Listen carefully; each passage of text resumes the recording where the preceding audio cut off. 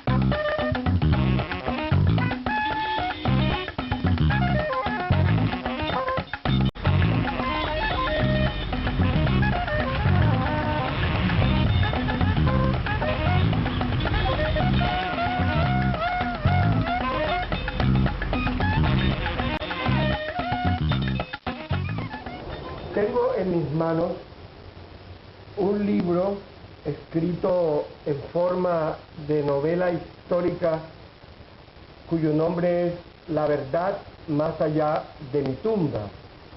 Y con este libro pretendo revelar por primera vez las pruebas del complot del general Francisco de Paula Santander y Estados Unidos contra el libertador Simón Bolívar.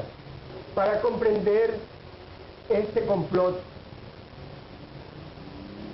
primero tenemos que remontarnos al año de 1783, época del Tratado de París, cuando el Imperio Británico reconoce la independencia de los 13 estados de Norteamérica.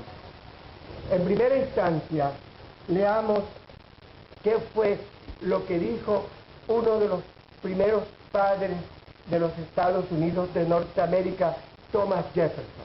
Thomas Jefferson dice, con ocasión del Tratado de París: nuestra confederación debe ser considerada como el nido desde el cual toda América, así la del norte como la del sur, había de ser poblada. Mas cuidémonos de creer que interesa a este gran continente expulsar a los españoles.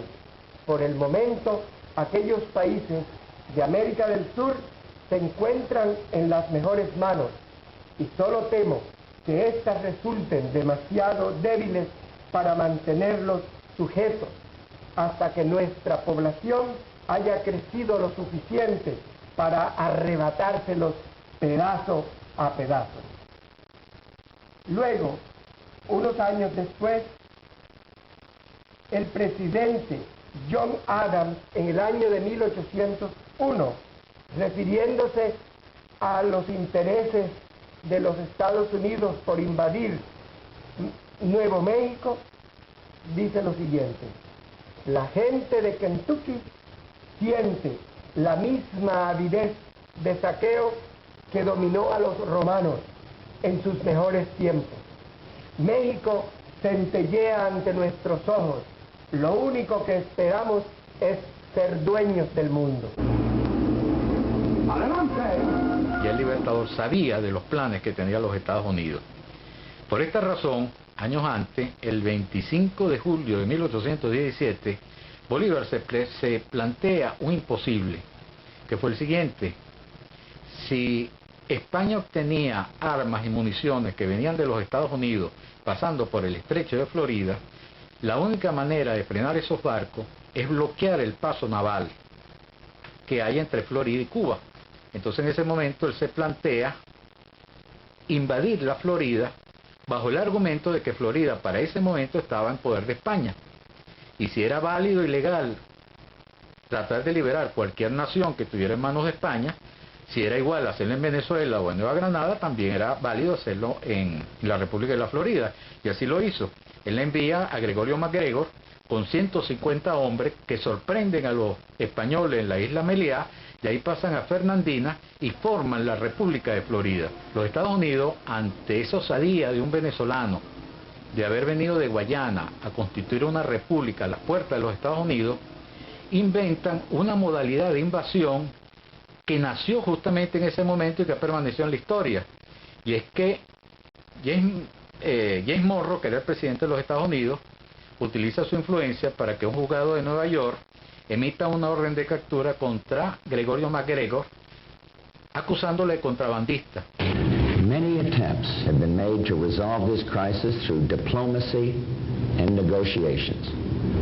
All were rejected by the dictator of Panama, General Manuel Noriega, an indicted drug trafficker. Y con esta orden de captura, para ello eso es un pase que les permitía invadir la Florida en busca de Gregorio MacGregor, y así lo hicieron.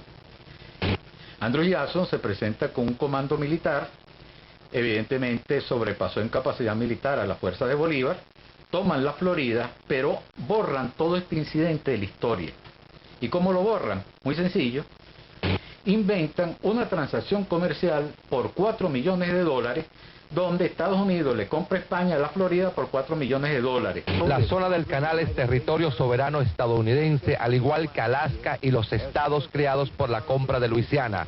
Lo compramos y el general Torrijos debe entender que nos vamos a quedar con él. Fíjate que Bolívar fue un hombre tan sagaz que él fue capaz de vislumbrar la necesidad de constituir una fuerza continental militar para frenar la vorágine de los imperios, no solamente los Estados Unidos, también en ese momento jugaba un papel importante todavía España y la Santa Alianza, que se estaba constituyendo como una fuerza que quería recuperar los territorios que habían sucumbido a toda esta gente emancipadora. Entonces Bolívar se plantea la necesidad de crear en Panamá un congreso, que no solamente era un congreso cultural, un congreso que tenía una agenda de crear una flota de 200 barcos, un ejército de más de 20.000 hombres, y que estuviesen dispuestos a defender cualquier nación que iba a ser presa de cualquier invasión extranjera.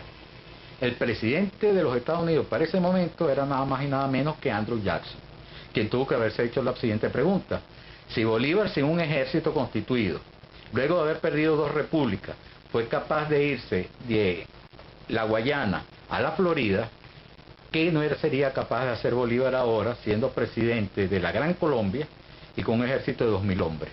¿Qué medidas toman Estados Unidos por su parte y qué medidas toma Francisco de Paula Santander como líder conspirador en Bogotá con sus aliados?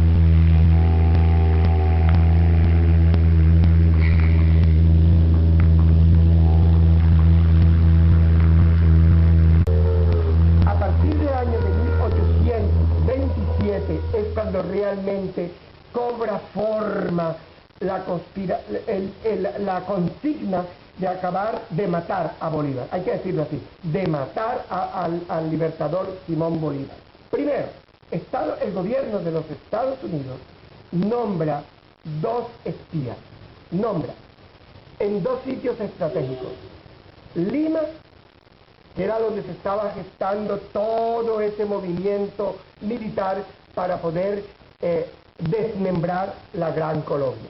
Entonces, en Lima, reitero, nombran a William Tudor, y en Bogotá, Washington nombra como ministro plenipotenciario a William Henry Harrison, con órdenes específicas, no de hacer un manejo diplomático o político, sino de ver cómo desde Lima y desde Bogotá, en alianza con Santander y la Sociedad Filológica, acababan con Simón Bolívar y con la Gran Colombia. Cuando Bolívar regresa a Venezuela en el año 1827, resulta que Santander se dedica a escribir en periódicos en contra de Bolívar, asusando a la Cosiata, asusando la separación, y apenas Bolívar llega a Bogotá, en julio de 1827, lo primero que hace es eliminar la vicepresidencia para salir del Paso de Santander. Eso es lo que da paso al Congreso de Ocaña, y luego, meses después, ocurre el atentado la noche septembrina, donde todos sabemos que Santander fue pieza clave en ese atentado, que extrañamente le salvaron la vida, lo repatriaron a Holanda, pero resulta que para el momento en que Bolívar se encuentra en Santa Marta, en 1830, y que la historia dice que estaba agonizando, casualmente Santander se encontraba en los Estados Unidos. ¿Y qué fue la Cosiata? La Cosiata nace en el año de 1826, cuando Bolívar se prepara justamente para constituir el Congreso de Panamá con todos los hierros, y en ese momento en que él está preparando todo lo que tiene que ver con una fuerza militar defensora de 200 barcos y 20.000 hombres para defender América, 3 meses siguientes resulta que en Venezuela estalla la Cosiata, que fue una institución de hombres de mucha influencia dentro de la aristocracia venezolana, que propusieron o propiciaron lo que es la separación de Colombia. Gracias a Páez nos dividieron la patria, porque la gran patria de Bolívar era Colombia, que la integrábamos desde las riberas del Caribe hasta la laguna del Titicaca. Esa era la gran nación de Colombia.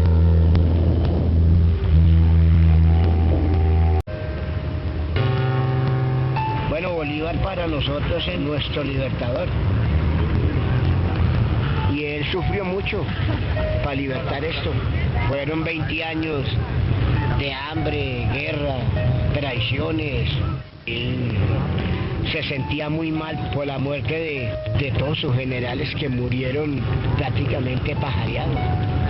Toda esa gente las pajarearon a traición, los esperaban en los caminos y los mataban.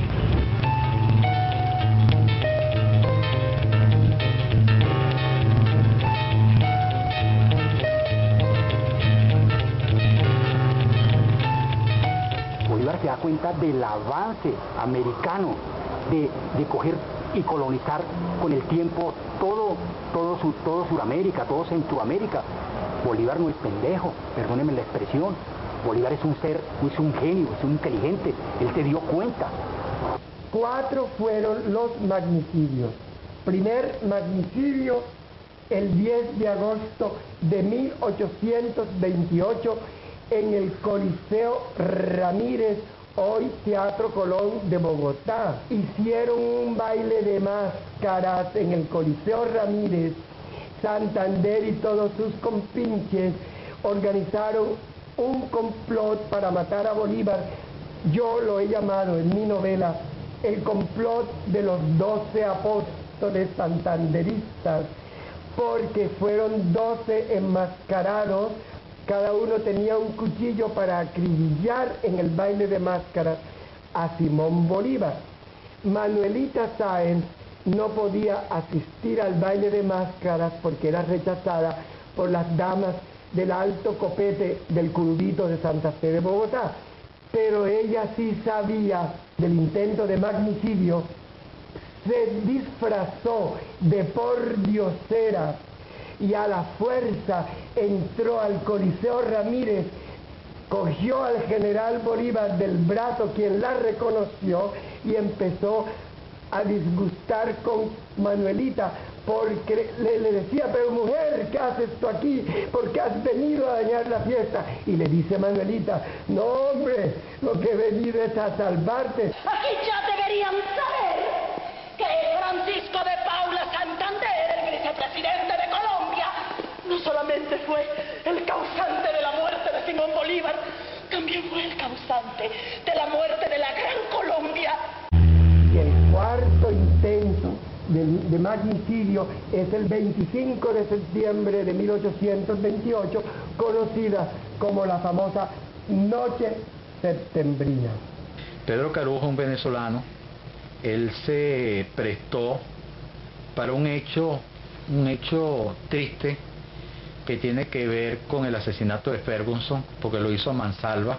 Él entra buscando a Bolívar, no lo encuentra, Manuel Azaña le dice que está en el salón del consejo, y en el momento en que él se da cuenta que fue engañado y se regresa, ve que viene Ferguson enfermo, y entonces en ese momento le da un tiro a mansalva, y no solamente le da un tiro, sino que en el momento que se está desplomando, con el sable le da un sablazo por la cabeza. Hay que recordar que cuando ocurre la noche septembrina, que matan a Ferguson, y uno de los artífices fue Pedro Carujo. Pedro Carujo, cuando regresa, lo extraditan de Colombia para Venezuela. Aquí la Cosiata, dirigida por Páez, lo felicita por esa acción, le da una medalla de reconocimiento, y encima de eso lo nombran comandante en jefe de las tropas de Maracaibo.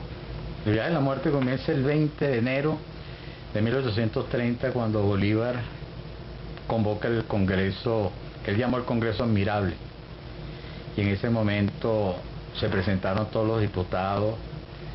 ¿Qué es lo que buscaba Bolívar? Primero, acabar con la dictadura. Él venía de nombrar una dictadura que había ocurrido a raíz de la situación de la Convención de Ocaña 2 años antes, cuando los santanderistas imponieron su autoridad para no reconocer la unidad, que es lo que quería Bolívar, y seguir con el caudillismo como al final terminó todo. Y el 8 de mayo Bolívar abandona Bogotá, pero lo abandona conduciendo el batallón de cazadores, que lo constituían 99 húsares, y luego va uniendo fuerzas por el camino hasta constituir un ejército de 2000 hombres que va rumbo a Maracaibo, donde ya sabemos estaba Pedro Carujo conduciendo el gobierno de Páez.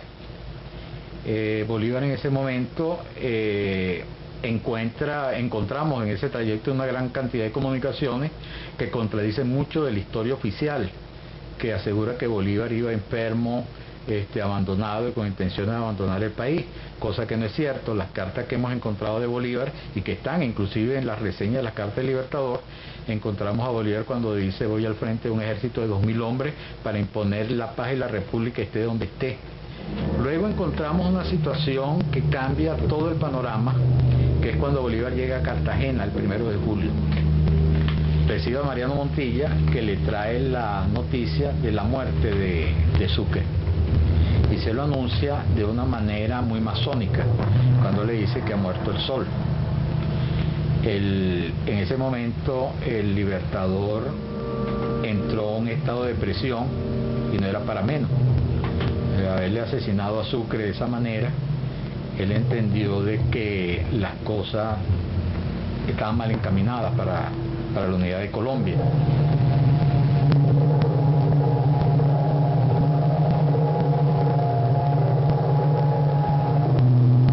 Y cambia radicalmente su plan de guerra y acelera las acciones para trasladarse a Maracaibo.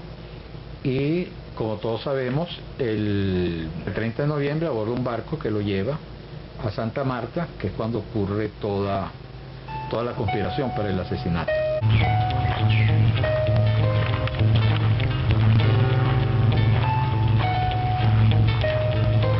La información oficial que se tiene sobre la muerte de Bolívar se sustenta en un libro de Alejandro Próspero Reverén, que escribió en el año de 1866.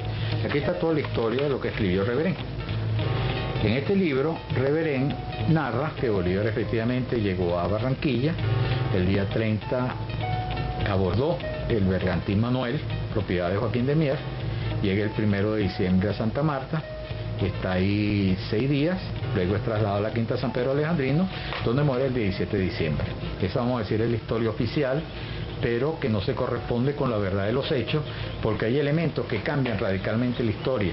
El 1 de diciembre, cuando el bergantín Manuel trae a Bolívar desde Sabanilla hasta el puerto de Santa Marta, detrás del bergantín Manuel venía un bergantín de guerra de los Estados Unidos de Norteamérica. Cuando tú comienzas a develar esto, te dices, cóntale, ¿cómo haces tú para decirle esto al mundo? Era difícil, pero apareció la bitácora.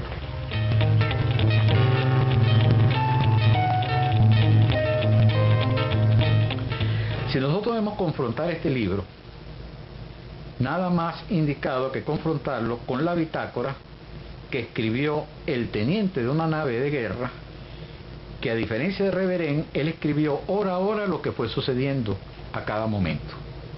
Y entonces vamos a encontrar cosas interesantes, como cuáles. Según Reverén, Bolívar llega a Santa Marta el 1 de diciembre, a las 7 de la noche, sumamente enfermo. Y resulta que según la bitácora, Bolívar el 1 de diciembre estaba siendo abordado por una nave de guerra en alta mar a punta de un disparo de cañón. Pero también encontramos algo sumamente curioso. De acuerdo a Reverén, Bolívar el día 2 estaba siendo atendido por un médico llamado Magnay, de apellido Magnay, que algunos historiadores inclusive le han encontrado ya el nombre, se llama George Magnay. Y resulta que el día 2, cuando dice Reverén que él estaba con Magnay atendiendo al Libertador porque tenía los pulmones dañados, el día 2, según la bitácora, estaba el teniente abordando el barco donde iba el Libertador porque le estaba poniendo al tanto de lo que allí estaba pasando. El doctor George B. Magnay, que venía en la goleta de guerra Granbus, se reunió con Alejandro Próspero Reverán para sortear las dificultades o el estado de la salud del paciente ilustre Simón Bolívar y encontrar el tratamiento adecuado para salvarlo. A ver, un médico militar de un gobierno enemigo cuya consigna era matar a Bolívar a como diera lugar, no va a venir a Santa Marta expresamente a aconsejar al boticario Alejandro Próspero Reverán que le aplique un tratamiento para salvar al gran amigo de los Estados Unidos, Simón Bolívar.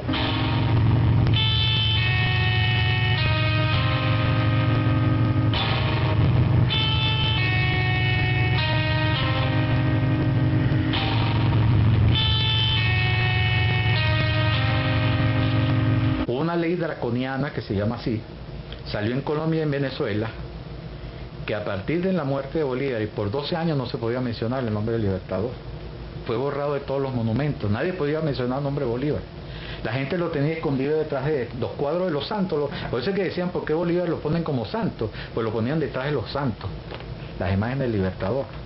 Entonces fue una conspiración muy bien montada. Entonces cuando tú comienzas a meterte, te das cuenta que es clarito, o sea, tú comienzas a ver todo claro, cómo se comenzaron a manejar todos los intereses y al final quiénes fueron los grandes vencedores. Los Estados Unidos, Inglaterra, España, la Santa Alianza, la Iglesia, las grandes oligarquías, terminaban adueñándose de todo.